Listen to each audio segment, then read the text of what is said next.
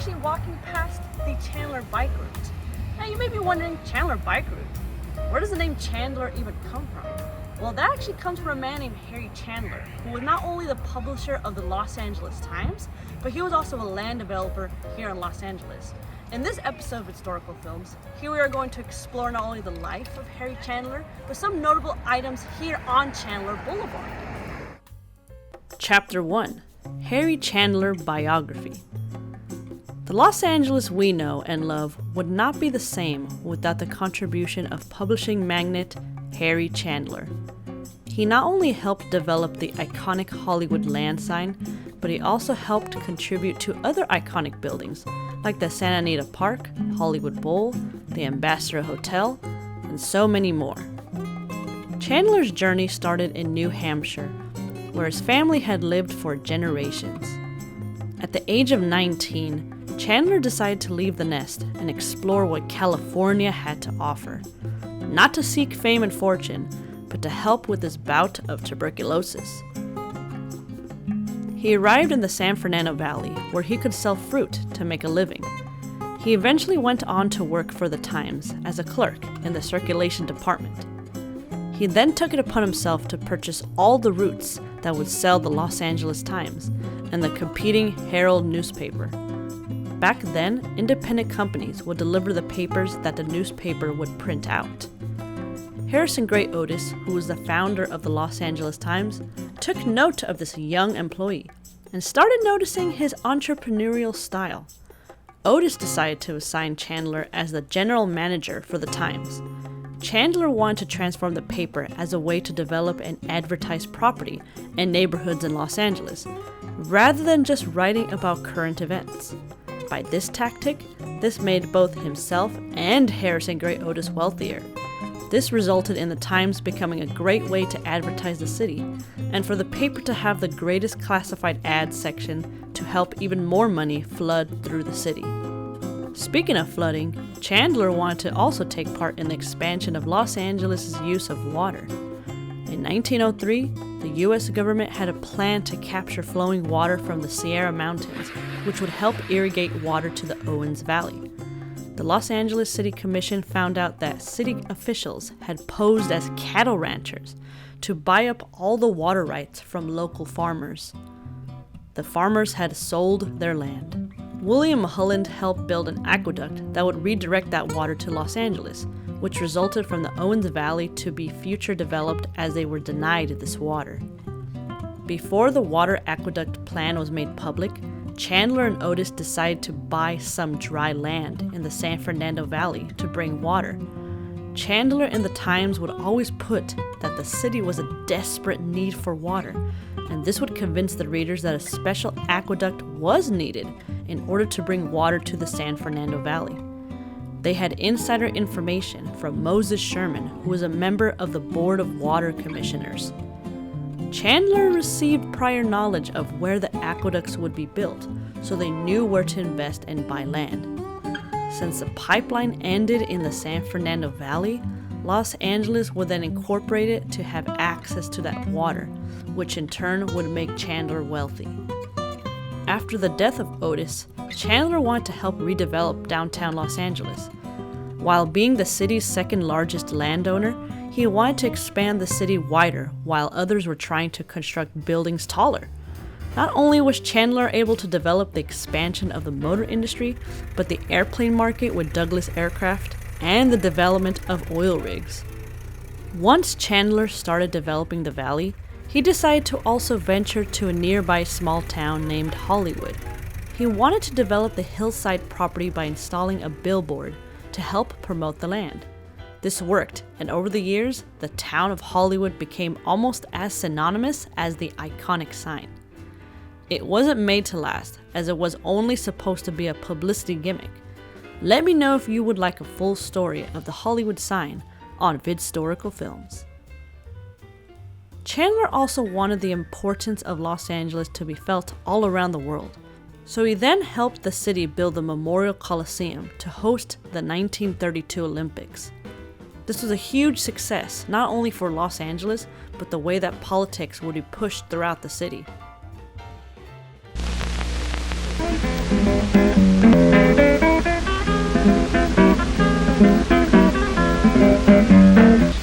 Hello!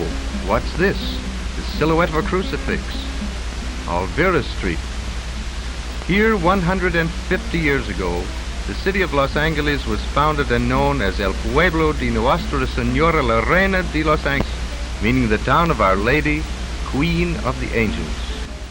Another development project that was a huge success was the revitalization of Olivera Street.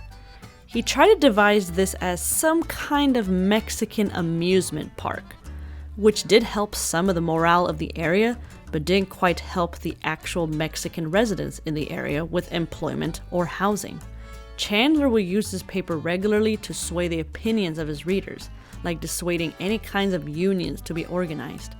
Even William Randolph Hearst claimed that Chandler was just using his newspaper as self-promotion, rather than as a way to report the news properly.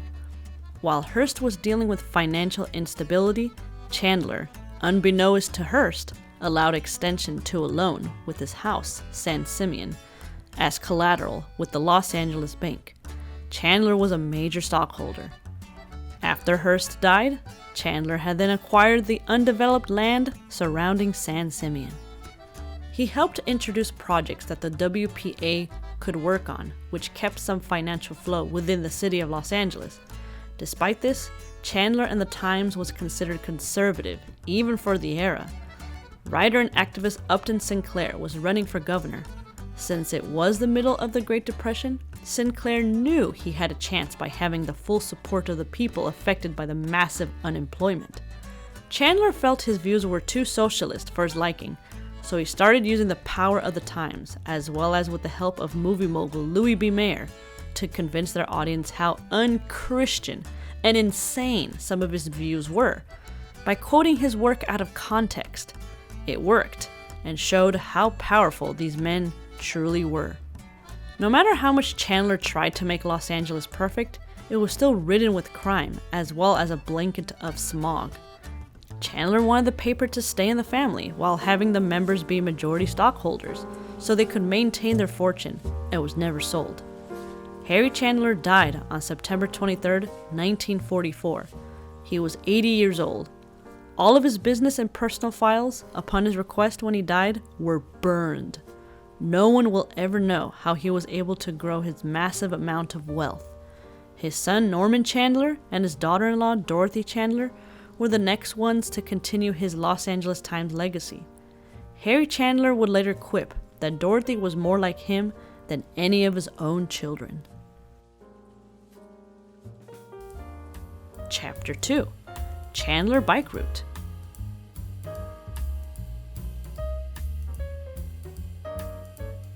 Since Harry Chandler was a big contributor of the San Fernando Valley, city officials wanted to dedicate streets of areas after him.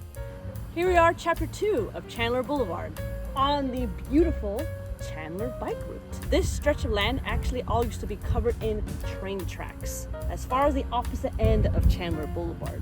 Now in this chapter, we're actually going to dive into the history of this bike route and a little bit of the journey as to why they decided to make this into a bike route rather than actually leaving it as train tracks. Let's go. Driving down Chandler Boulevard in the beautiful town of Burbank, you'll be surrounded by two one-way streets for miles, surrounded by a lot of beautiful trees and homes. I have so many amazing memories here, just strolling the beautiful path and hoping one day to buy a house here. Then I reached the end of the path and saw that there was a piece of train track. That is where I discovered that this is where the Southern Pacific once ran through. The Southern Pacific Railroad was founded in 1865 as a way to connect train routes from San Francisco through San Diego. This was the train boom, which allowed people throughout the country to travel and to transport goods, which would once take twice or even triple the time. This contributed to towns being developed along the train tracks themselves by people opening shops, hotels, general stores, etc. Traveling by train was the norm for several decades and was the safest way to travel. By the 1960s, air travel started taking over traveling, which resulted in less people traveling by train. This trend eventually trickled to the train route that ran through the beautiful town of Burbank. Trains will stop running through these tracks during the 1960s. It eventually would become an eyesore to the local residents. the Southern Pacific and the Santa Fe railroads were also dealing with financial strain, though it would be ideal to start selling some routes that were not being used anymore. There was debate to either sell these lines to private developers or to the city, as the city tends to have a much slower response to purchasing the kinds of property. Introductions to renovate the Chandler route was introduced since the 1960s by opening up lots of land to be bidded on.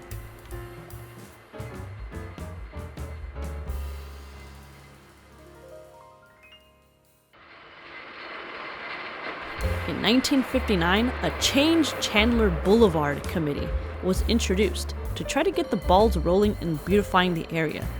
They decided the project would align with the now defunct railroad line.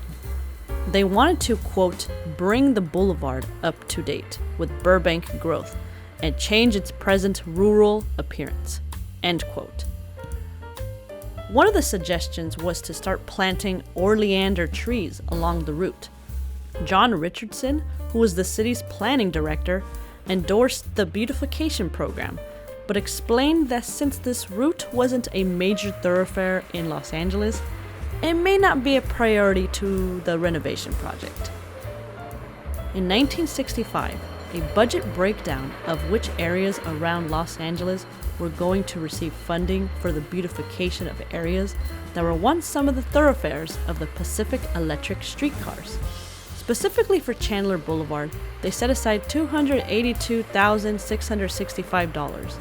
Residents persisted in complaining about the conditions of Chandler Boulevard and recommended the entire path to be repaved and improved with considerations, such as the installation of curbs, gutters, sidewalks, pavings, and lighting, and the landscaping of the abandoned Pacific Electric right-of-way median strip. Plans kept getting delayed for any beautification of the area due to the allocation of those funds, due to other projects within the valley, despite complaints from local residents. Residents even expressed, quote, willingness to participate in an assessment project to beautify the center strip, end quote. Engineers would reply back with no matter the suggestions. Funding is still needed, but to remove all the overhead power lines, tracks, and other items left from the Pacific Electric Company. After refusals from the Pacific Electric Company to fund the beautification projects of the tracks, city officials of Burbank figured another plan to fund the Oleander Plant project.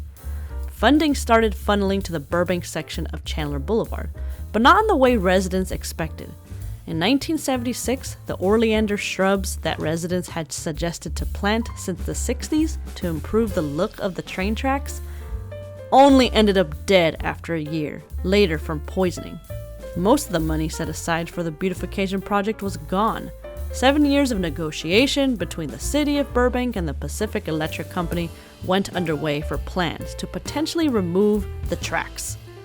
In the meantime, lantana and rock roses were placed to help beautify the area. This brought concern to the city. If a child would trip into the street, whose responsibility would it fall under? The city or the Pacific Electric Company? Additional plants were planted, but everything a contractor would complete it, most of the plants would be dying by the time inspection came around. At first, the city suspected lack of water, but then it was revealed that a herbicide called Hyvar X was used along the railroad for weed control. Unfortunately, the toxins last until 8 years and gets trapped within the soil for an additional 10 years. An additional step was used to harvest the plants along the path by placing them 6 inches above the contaminated soil. In 1999, after much deliberation, it was proposed that portions of the Chandler Boulevard would be converted into a safe bike route. The same year, the final design of the route would be approved. Tell me what the significance of Beechwood is. Around Beechwood Drive and Chandler Boulevard is where George Burns and John Denver are driving down Chandler Boulevard. But you still actually can see it when it's the bike, not the bike route, the train tracks. But I'm trying to find it. Where is it though? It might be the opposite side. Did you watch Dinosaur last night? I watch everything. I got your national exposure. I hope you're happy. I could be happier. How? For starters, you do a show like that, you don't let them put you on the last few minutes. That's for fellas who write diet books. It wasn't up to me. And what was that drawing thing? Well, he was a police artist. Man draws crooks. Makes everybody look like a crook. Made me look like a second story man. But it's publicity. I'm used to a little better treatment. That painting of me by Michelangelo. That's a picture. He did it laying flat on his back. This is the exact moment. Oh, hello. This is the exact moment where John Denver and George Burns are actually driving past the now Chandler Bike Route. Now what happens? Now we see who can still believe. Who wants to. Who needs to.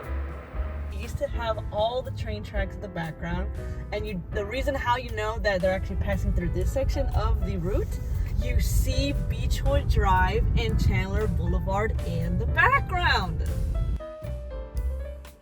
But look at the complete difference. Now it's a beautiful bike route.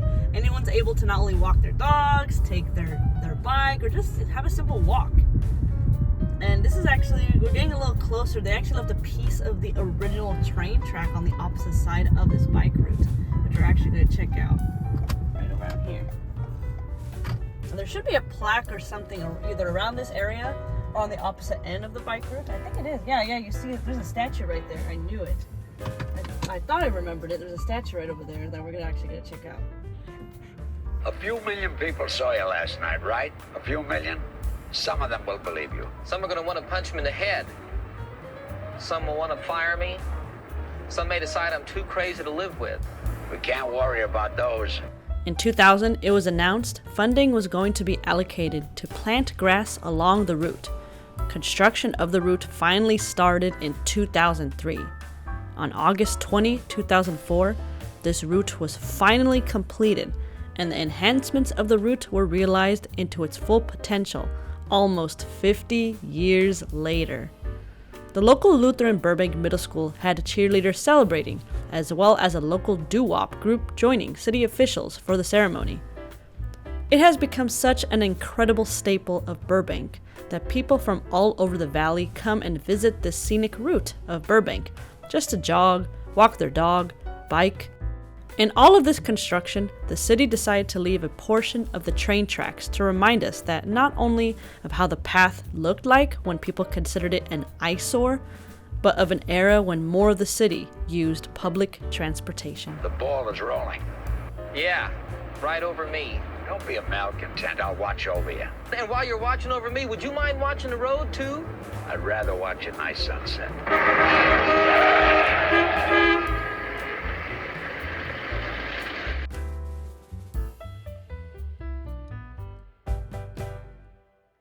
Chapter 3, North Hollywood Park, Recreation Center.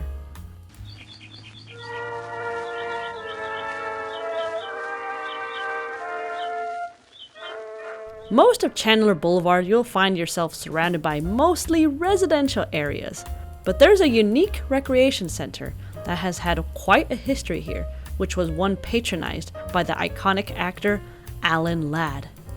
Dating back in 1890, there were a pair of brothers named Alfred and Harry Prince. Harry serving as a school teacher, while Alfred was a telegrapher for the Santa Fe Railroad. They would become friendly with neighboring families of early Toluca, then Lincolnshire, in the late 1880s. Families such as the Weddington family, who were a notable family in the San Fernando Valley, helped develop the neighboring land. Since the valley had a huge agricultural life, people from all over would migrate there and join the rich land. But in the 1890s, Lancashire was suffering a major drought. Luckily, they kept afloat by selling dried fruit and nuts. By 1919, the city was incorporated into Los Angeles, and by 1927 was renamed once again to North Hollywood for its close proximity to the movie capital of the world. After the renaming of North Hollywood, more people started moving to the city, as it was close for those who were trying to break it into the movies. With the influx of people came the influx of the city's community. A major investment came with the city's education, and that included the addition to the city's community center and library. Stretching all the way to what is now Chandler Boulevard, the complex has served countless generations in North Hollywood. When the library opened in 1929, it was named after famous poet and Civil War veteran Sidney Lanier. It was later renamed after Amelia Earhart, who was a regular user of the library as she lived in the neighboring community of Toluca Lake. It was at this library where Earhart would regularly patronize and research about the science of aviation. Right next to the library is the community center where you will see this huge swimming pool. In 1929, the city of Los Angeles was investing in improving their communities from Griffith Park to Elysian Park. In 1931, the Parks and Recreation Department announced its plan to expand services offered in the North Hollywood Park by receiving $50,000 to build, quote, floodwork, construction of channels, and protective barriers in Averill, Banning, Griffith Elysian, and North Hollywood, end quote. This was an incentive to keep people working in the thick of the Great Depression. The city was also trying to add to the morale of its citizens by giving them a way to forget their troubles. In 1932, an additional feature was announced to be added in North Hollywood Park. The Department of Parks and Recreation wanted the North Hollywood Park to retain the look of how the early settlers and the swamps looked. With the development of the San Fernando Valley brings the downsizing of farmland. The city wanted to control some of the marshland, which was known as the Tujunga Wash Project. According to the LA Times, quote, the most significant piece of work that is being done along the Tujunga Wash, which has always stretched its barren, sandy way across the valley, and the treatment of the wash, not only beautification, but the preservation of beauty and the prevention of flood damage to neighboring lands are being provided for, end quote. The next phase Parks and Recreation decided upon was to implement lagoons, in which they would have to manipulate the lowest levels of wash and dredge even lower. They will also be lined up with walls of cement. This in turn will always be filled to eventually create a pond and to top it with a small dam to contain all of the water. The department planned for these kind of lagoons to end at the North Hollywood Park. Around this time, a cherry blossom tree from Japan was also added to beautify the park. There was even an annual turkey shoot held at the recreation center that would be done archery style, just in time for the holidays. Throughout the Great Depression, and as a way to help the morale of the country, the city started implementing additional features for recreation centers like clubs, classes, and playgrounds, so that people can forget their troubles, even if it was just for a moment. In 1931, it was proposed to even add 5 tennis courts to the recreation center. As the population continued to grow, they wanted to level out the land, but decided against it. The slopes were perfect for children to roll down, and that also adds to the beauty of the park itself. Through the decades, the park was also known for its collection of flowers, which residents found beautiful to walk through. There was even a giant checkerboard that was, quote, made of concrete and is 12 feet square. People can watch the progress of a game from a distance, end quote. What attracted people to still go to the park was the variety of different classes, like ceramics, arts, and crafts, even baking classes that would teach the proper techniques on how to bake fluffy and scrumptious cakes. The North Hollywood Business and Professional Women's Club held their annual party at the park, which was to include games, group singing, good food, and good fun. Back in 1941, the swimming pool to the park opened, which gave the community an additional activity to visit the park, even offering swimming lessons. One of the most iconic Paramount stars, alanladd, once used the pool to practice his dives, as he was an avid swimmer. He even became a lifeguard for the community center before high school. In July 1933, alanladd would also be a participant in a water pageant, in which he won. His nickname was Tiny, referencing his short stature at 5 foot 5 inches tall. He would even open his own hamburger stand across the street called Tiny's, which was a hamburger and malt shop. The structure actually still stands to this day, and it is now a shake and tea shop. Because of an injury, this halted Ladd's desire for a sports career. One of his teachers recommended he should look into acting. He took a class and even landed a small contract for Universal Studios, then as a grip for Warner Brothers, before becoming a huge star at Paramount. Unfortunately, between the 70s and the 80s, with the civil unrest and the political climate, this also affected the kind of people that would visit the parks as well. It would at times become a breeding ground for gangs to meet up and sell drugs, or as a gathering place. There was a revival of the park in the late 1980s and the 1990s, where not only a new paint job was implemented, but just an overall upgrade to some of the groundskeeping where it can still be a nice, safe place to bring families. People still visit the park to this day, to have celebrations with their families, visit the library, and walk the grounds as many did 75 years ago. Now, let us see what has been filmed on this iconic San Fernando Valley thoroughfare.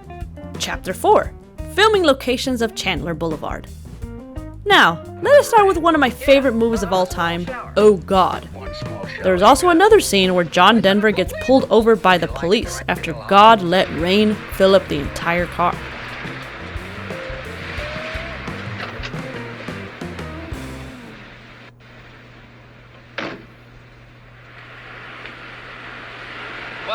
What's the problem, officer? Oh, I was about to ask you. My radiator must be leaking. I'm sorry about that.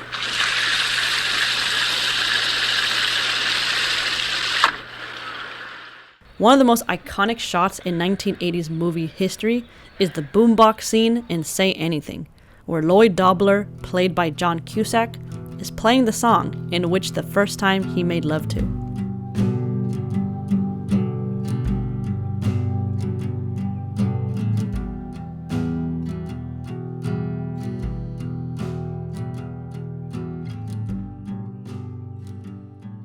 In this cheesy martial arts inspired movie with Jean-Claude Van Damme called No Retreat, No Surrender, Jason, who is played by Kurt McKinney, is training in the park nearby the North Hollywood Recreational Center.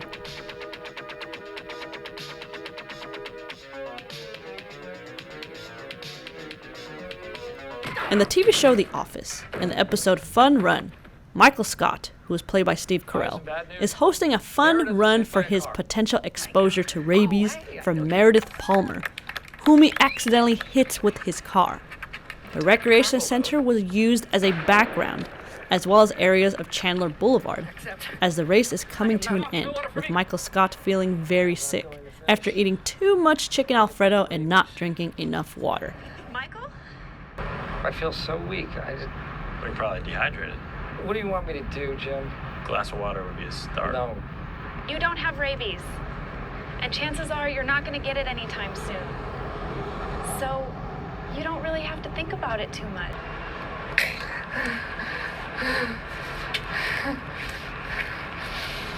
That's why everybody was applauding for me at the end.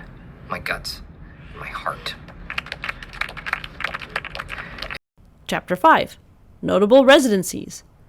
Since we checked out some filming locations of the street, let us see who actually lived on Chandler Boulevard. A notable person who actually lived on Chandler Boulevard was Harry Chandler's brother himself.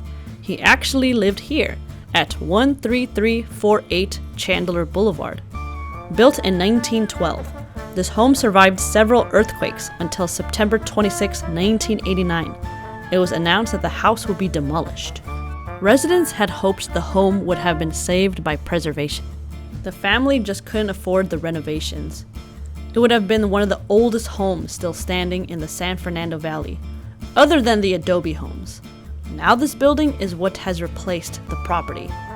Every time you look at an iconic structure like the Hollywood sign or when you are riding down the Chandler Bike Route, remember to give a nod to the man himself, Harry Chandler. If you liked this video, don't forget to like, subscribe, and comment. Thank you for watching Vidstorical Films, and have a wonderful day.